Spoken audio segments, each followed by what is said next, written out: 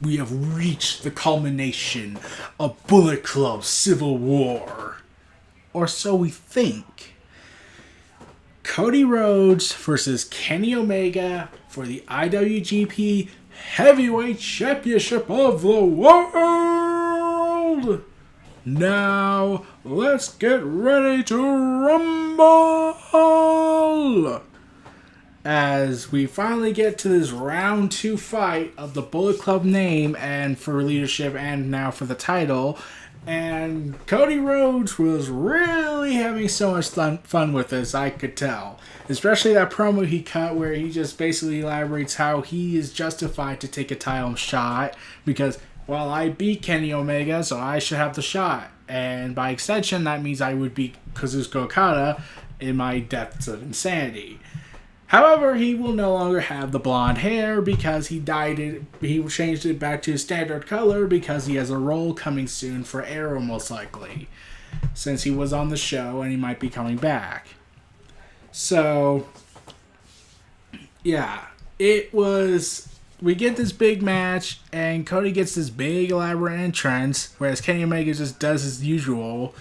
And yeah, let's see, what's the best way to describe this match? It was awesome. I didn't watch the whole show. I didn't watch the show because I'm on vacation and whatnot, so I can only watch it afterwards, and then by then I would have to be asleep by then. Yeah, I'll go over some matches at a later date, like probably Juice Robinson, aka CJ Parker, versus Jay White. That's going to be interesting. But anyways, this, like all New Japan Pro Wrestling matches, is very stiff, very stylistic.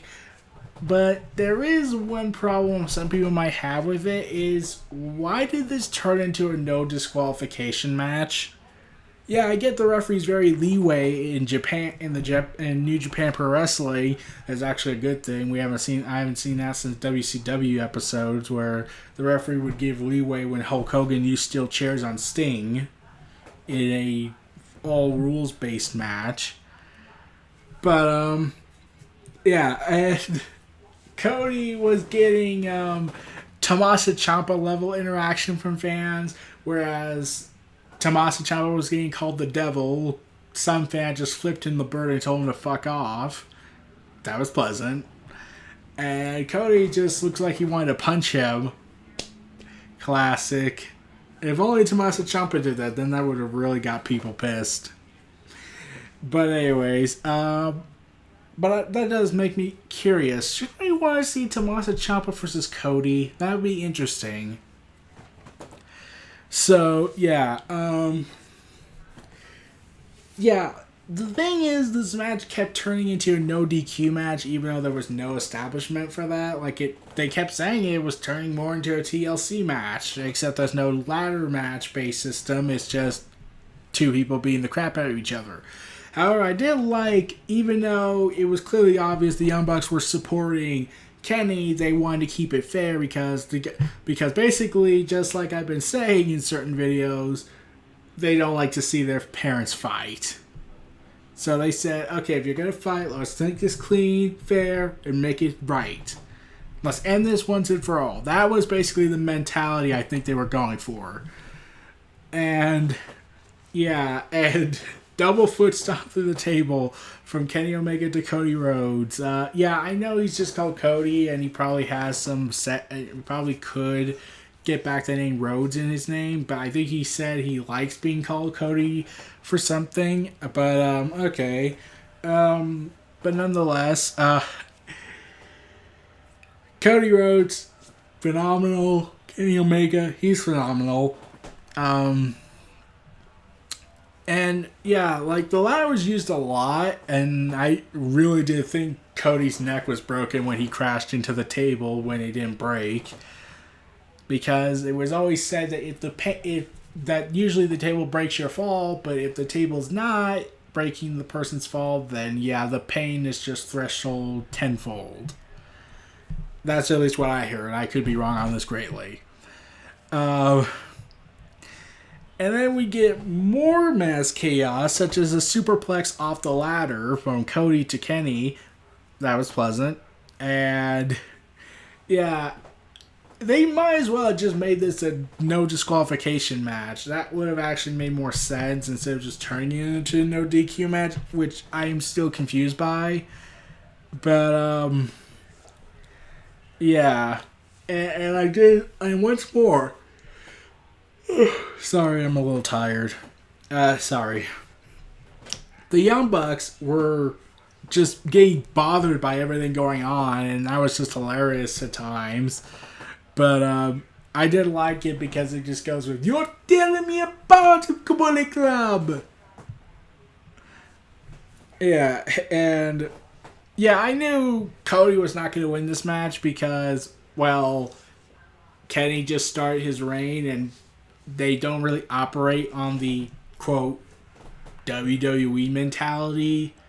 So, yeah, I saw that coming. I saw Kenny retaining as the likely case scenario, especially since he's on a huge run. And plus, and here's the thing, it could have been interesting if the impossible was made where Cody did defeat Kenny Omega, won the IWGP Heavyweight Championship, then finding a way to win the Ring of Honor title since he failed to do that twice, and then go to All In and win the NWA title, and he'd be a 3-time world champion at once. That honestly sounds really freaking awesome. So I could have been cool with that if they went with that direction, but yeah. So yeah, that would also mean he beats Chris Jericho. He beats Randy Orton by being the first ever triple undisputed champion of the three wrestling promotions of the world. The NWA, Ring of Honor, and New Japan Pro Wrestling. Which means he would have conquered Japan, he would have conquered Ring of Honor, he would conquer the NWA, and NWA is very old and they're gaining more relevance now thanks to All In and Cody Rhodes' involvement with this big event coming up. And I just like the V-trigger so much from Kenny and from Buddy Murphy as well from his match against Mustafa Ali. But the V-trigger just looks so painful and deadly with such precise precision on that. So, yeah. And then, when it looks like Kenny Omega finally gets the victory after Cody gets his neck slammed through the table, sort of. Brady comes in and his wife comes in to protect him, as always. And then Omega looks for the move, and Cody strikes with a lariat, and then they go back and forth. And then he finally hits the one-wing angel on Cody and retains the title. Following this, the Young Bucks and Brady check on both wrestlers, and Omega actually, in a sense of compassion, helps Cody up. Cody heads to the ring, looks at the ring for a moment, and continues to walk to the back as Omega gets on the mic, basically preaching about how he's one of the best and how he's. And then it just gets all like there's a lesson to be learned here about redemption and forgiveness, and I was like, okay, that's confusing. Usually, from what the promos I've seen, it's mostly them trying to talk about how they're going to take over the world of professional wrestling, but okay. And then we get Haku, Tama Tonga, and Tonga Low come out after when the Young Bucks and Kenny Omega are celebrating up the stage. And then all hell breaks loose. For you see, Haku, Tama Tonga, and Tonga Low attack them from behind. They beat up all three guys and then take off their Bullet Club shirts, revealing that they're wearing Fire Squad shirts on them. And then all of a sudden, more chaos starts to linger as Adam Page, Marty Scurll, Yujiro Takahashi, and Chase Owens come out to help. And they all get the crap being beaten out of them. Yeah. And then Haku actually jams his fingers onto Kenny Omega's throat, and I was like, "Oh god, that's gonna be incredibly painful." I'd be surprised if he's breathing, considering how stiff the style is in Japan. And then Cody comes out, and he looks like he's gonna make a choice. And a twist of fate. What's a twist? He sides with Kenny Omega and attacks the Tongas and Haku and gets the crap beaten out of him. And then like the Fire Squad now they're being called, saying that they're the true Bullet Club, that they've been down since. So yeah, basically they're going Uso style. We're saying that they've been down since day one-ish. And yeah, no, but this time they're using more vulgarity. And there's 3. So basically it's like the Usos and Rikishi. If Rikishi ever came back to wrestle with the Usos, that actually would be interesting. That actually kind of makes more sense to me.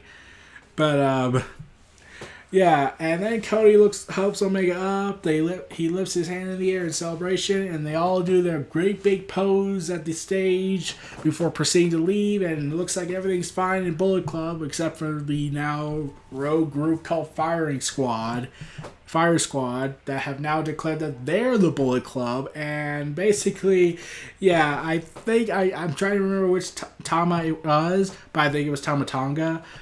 Yeah, he was the guy that's sitting in the background when Cody and Kenny were biting each other's heads off on being the elite, and I was like hilariously thinking, "Oh, he has a plan. He's enjoying this." And then within less than 30 seconds, they quickly explained why they did what they did. They just said that we've had enough of this leadership. We had enough of Cody and Kenny bickering about all this bullshit and saying that there is no leader. It's all of us. We are all equal. So basically, here's the best comparison I can make. This is basically Star Wars Expanded Universe style. Think about it. There are 2 powerful people who claim that they're the Supreme One, aka the Sith, fighting for dominance, and then you got this other group of people who are Sith saying that we're all equal. We should be the Brotherhood of Evil. I mean, the Brotherhood of Darkness. Yeah, that's basically what this is. The Brotherhood of Darkness against the idea of the Rule of 2, or the old age of the Sith when there was chaos and infighting. Yeah, that's basically what it's turned into now. That's my best way to compare this. But it was awesome. This match was fine. Like, yeah, they probably should have just made a no DQ match just to justify all the TLC added to it. But the ending where you get these 3 guys who've been pretty much in the background throughout most of this Civil War storyline finally saying, yeah, we've had enough of this. We're striking out on our own and declaring ourselves as the true Bullet Club. Yeah, and now there was speculation about which side Bad Luck Fale is going to be on. Is he with Kenny and Cody, or is he with the Fire Squad? So we're going to have to wait and see for that.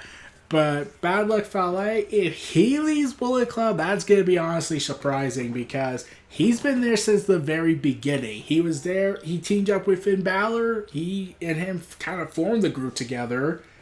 And now if he leaves, that's like you just took the soul of Bullet Club, the heart of Bullet Club's in Bad Luck Fale.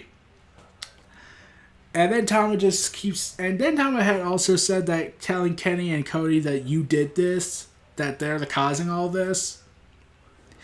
But yeah, Bullet Club is still not fine, even though Kenny and Cody and their opposite sides have reconciled for now at least.